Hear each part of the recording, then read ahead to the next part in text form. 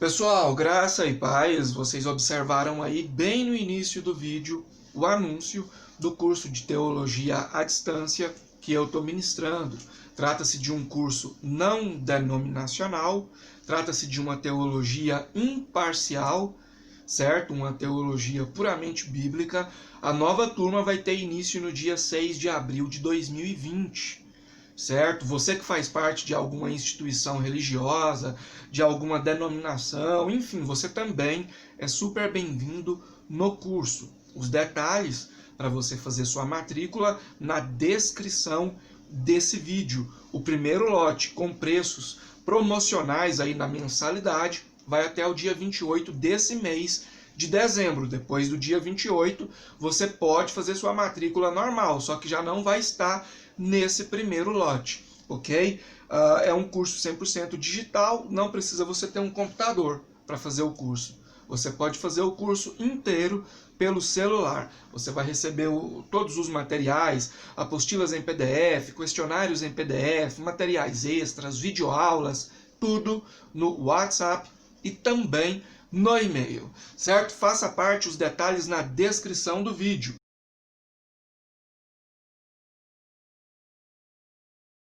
Eu tenho gravado aí com uma certa frequência, mostrando e explicando acerca da reação, né, de alguns líderes que estão dentro do sistema religioso para com nós, que estamos de fora, né?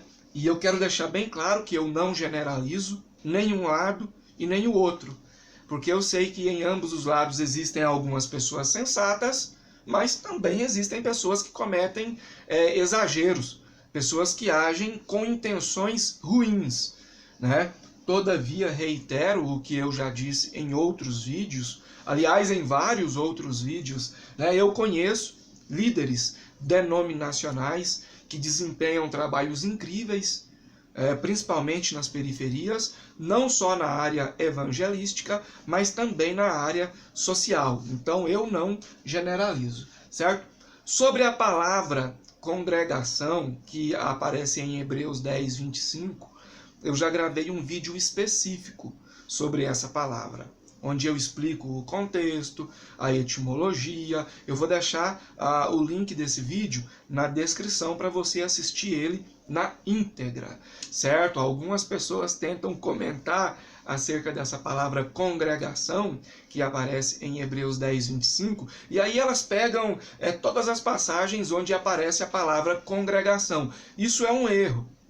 Por quê? Nos originais, na etimologia, a palavra congregação, que aparece em Hebreus 10, 25, escrita com epi mais sinagoge, ela só aparece 2 vezes na Bíblia. A primeira é em 2 Tessalonicenses, capítulo 2, versículo 1, e depois em Hebreus 10, 25, certo? Agora, as nossas traduções trazem tudo como congregação, mas segundo aquilo que nós temos por originais, a palavra congregação, tal como escrita em Hebreus 10, 25, só aparece 2 vezes na Bíblia. O vídeo completo acerca disso na descrição. Na descrição eu vou deixar também o vídeo onde eu comento acerca dos dons ministeriais e sobrenaturais, né, que muitas pessoas comentam assim, tá, mas como que a pessoa vai desempenhar o dom de evangelista se ela não faz parte de alguma denominação?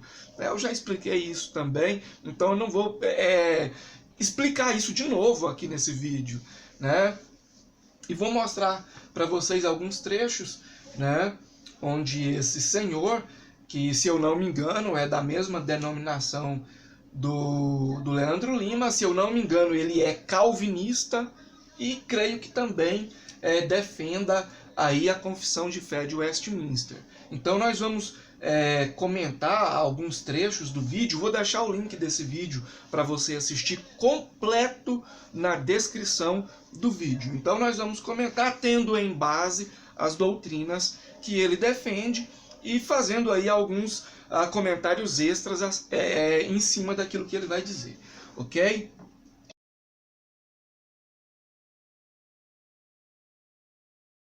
Mas eu digo que aquele que quer ter uma fé sem igreja tem uma fé falsa, tem uma fé egoísta.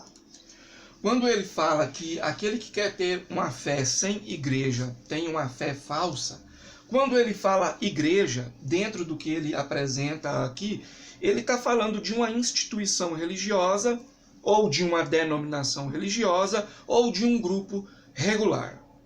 Ou seja, se você não é filiado em uma denominação, se você não frequenta um grupo regular, então a sua fé ela não é verdadeira.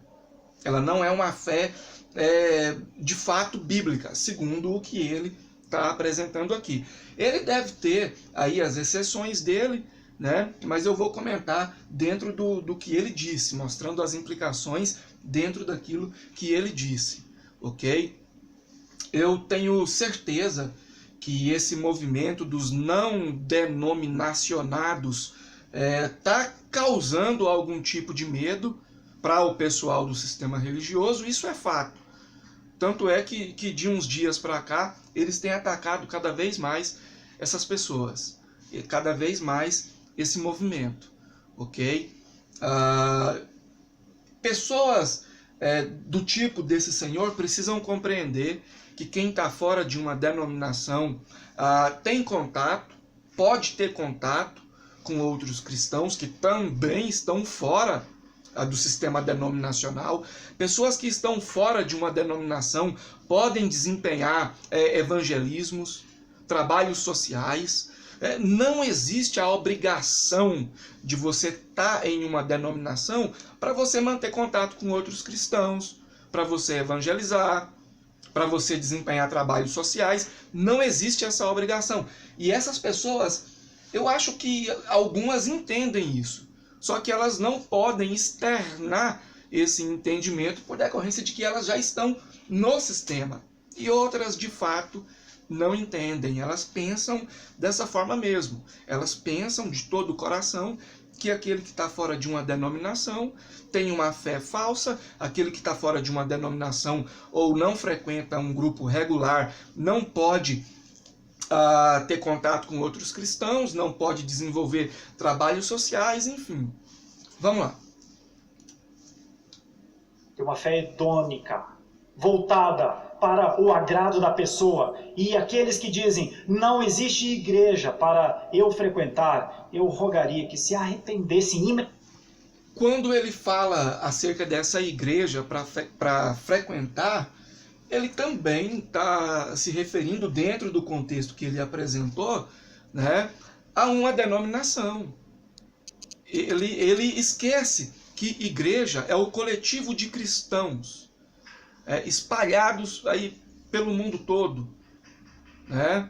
Enfim, não vou detalhar isso porque também já falei nos vídeos que eu citei e os links vão estar na descrição do vídeo. Mas quando ele fala de uma igreja para frequentar, dentro do que ele apresentou aqui, embora talvez ele possa ter as exceções dele, mas dentro do contexto que ele apresentou aqui, a implicação é essa. Igreja para frequentar, dentro do que está apresentado aqui, seria uma denominação. Ou seja, você que está fora de uma denominação, está fora da igreja, está fora do corpo de Cristo. Ou seja, não teria como você fazer parte do corpo de Cristo fora de uma denominação. Então é complicado, né? Separei aqui um outro trecho. Igreja é lugar de pecadores. Igreja é lugar de gente que descansa na esperança do Senhor Jesus Cristo. Essas pessoas, elas usam da desculpa que aquele que sai da denominação sai porque não consegue conviver com outros pecadores. Tá, então nós convivemos aonde? Aonde não existem pecadores? Então quer dizer que a gente sai da denominação e vai viver no céu, vai conviver no céu, porque só no céu não existem pecadores, né?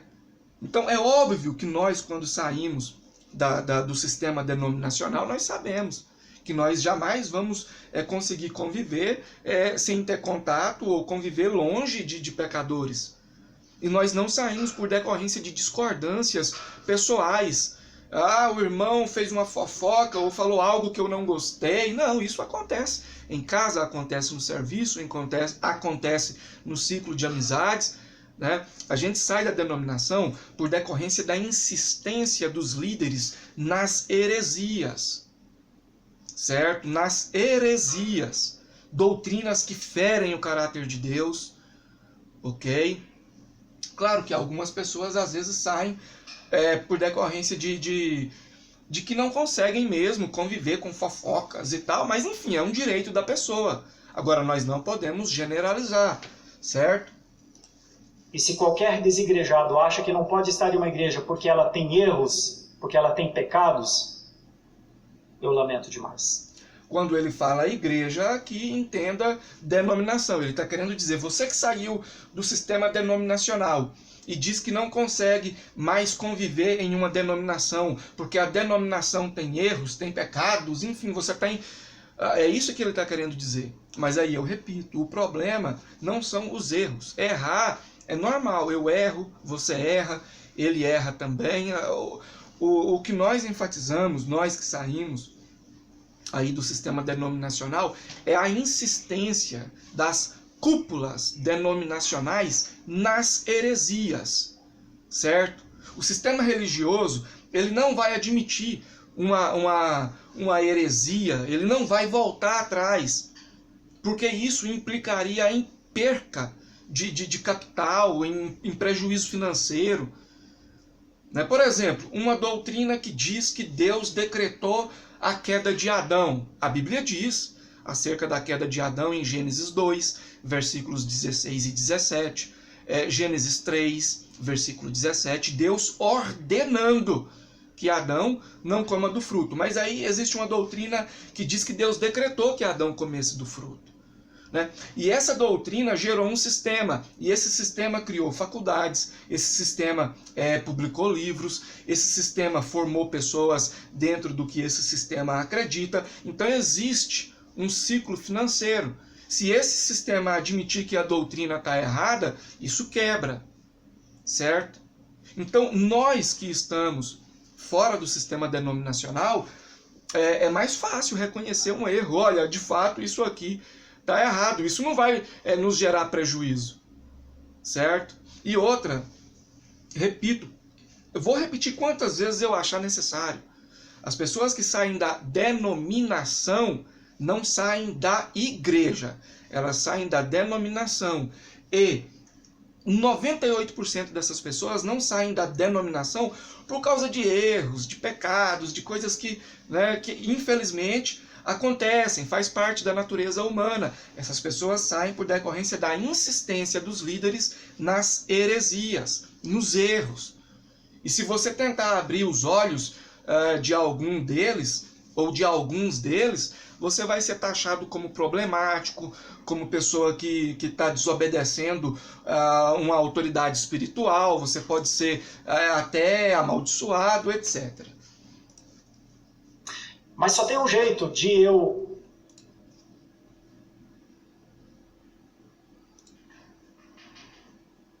porque o que salva é a palavra do Evangelho, é o testemunho do Espírito Santo, o que salva é a graça de Jesus. Isso aqui, dentro da hipótese de ele ser calvinista, e eu acredito que seja,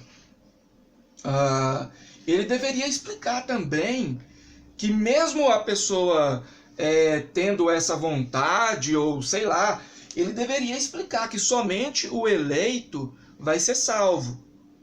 Aqui ele não fala isso.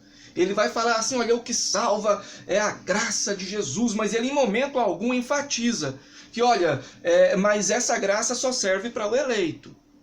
Pode ser que aqui entre nós tenham aí 100 pessoas e 60 delas não sejam eleitas. Ele não enfatiza isso, que a doutrina dele defende. Né? Veja bem. É a palavra do Evangelho, é o testemunho do Espírito Santo, o que salva é a graça de Jesus. Isso. Aí ele não fala que essa graça é só para os eleitos. Por que que essas pessoas omitem a doutrina que elas defendem?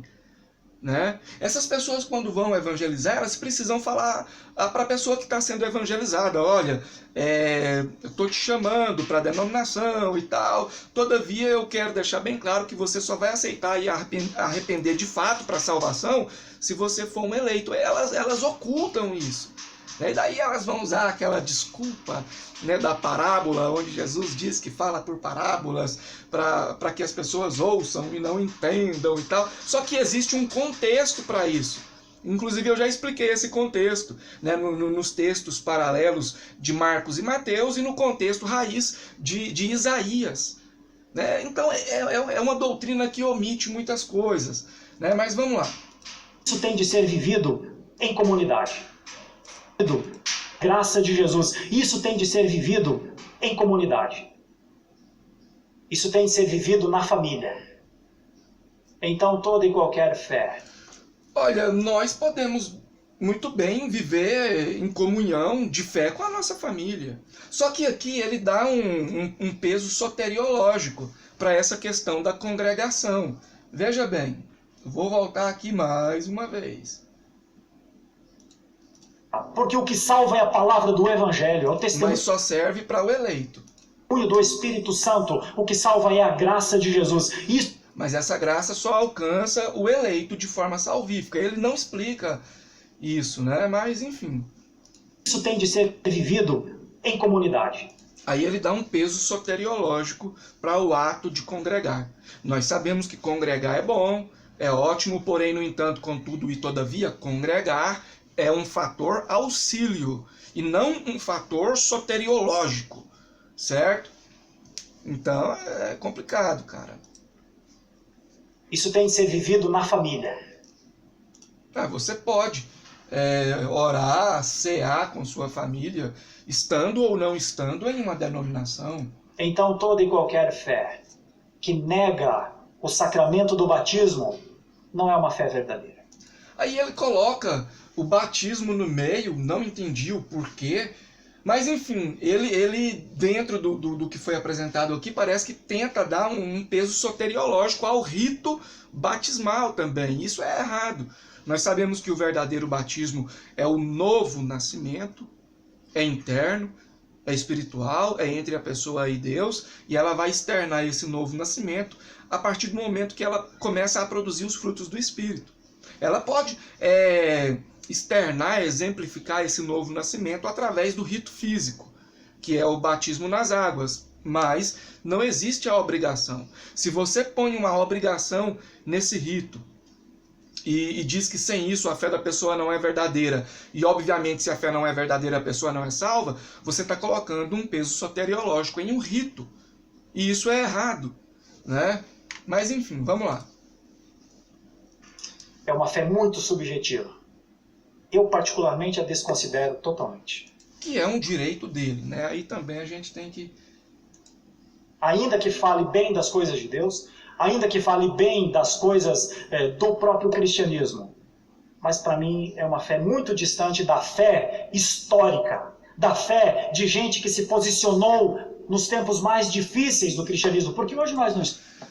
Ele também está esquecendo de dizer que, segundo a doutrina que ele defende, esse movimento dos não denominacionados, bom, isso dentro da hipótese de ele defender mesmo o calvinismo. Se eu estiver correto, ele é calvinista e dentro disso ele estaria esquecendo de dizer que esse movimento dos não denominacionados já tinha sido decretado por Deus antes do mundo existir. Então ele não tem que reclamar com as pessoas que saem fora das denominações. Ele tem que reclamar com Deus, porque foi Deus que decretou isso. Então é um show de interpretação errada e de omissão daquilo que a pessoa defende, enfim. Estamos vivendo tempos difíceis. Nós estamos vivendo tempos difíceis, né? Nós podemos observar aí doutores, né, defendendo a tese de que todos os nossos pecados são decretados por Deus e mesmo assim a culpa é nossa, mas não sabemos explicar como isso acontece, isso é um mistério, e daí apelam para Deuteronômio 29:29, usando isso como desculpa. Já expliquei sobre Deuteronômio 29:29 aqui no canal. Ou seja, eu posso dizer que acredito que um homem ficou 3 dias no estômago de um grande peixe. Não sei explicar isso. A Bíblia não explica. Então, onde a Bíblia se cala, eu me calo. Deuteronômio 29, 29. Agora, inventar uma loucura e colocar isso aí na conta de Deuteronômio 29, 29, isso é desonestidade intelectual. Então, eu oraria e pediria por uma humildade maior dos desigrejados. Aí ele usa o termo desigrejados e tal, mas enfim, o vídeo já está longo, né? Espero que vocês tenham entendido aí. Eu poderia comentar mais coisas que ele disse aqui, inclusive tendo por base a doutrina que eu creio que ele defenda, que é a doutrina calvinista, e você iria ver uma série de contradições, né, dele com a doutrina que ele diz defender, uma série de omissões também. Todavia, quero deixar bem claro que eu respeito a pessoa desse senhor, e se ele se sentir ofendido com algo que foi dito aqui, por favor, entre em contato comigo, eu tiro o vídeo do ar. Desejo a todos os calvinistas aí, e aos não calvinistas também um feliz ano novo. Nós já estamos aí na reta final para a virada do ano, né? Agradeço a vocês pela companhia, que Deus continue te abençoando e abençoando toda a sua família. Obrigado por tudo, até a próxima.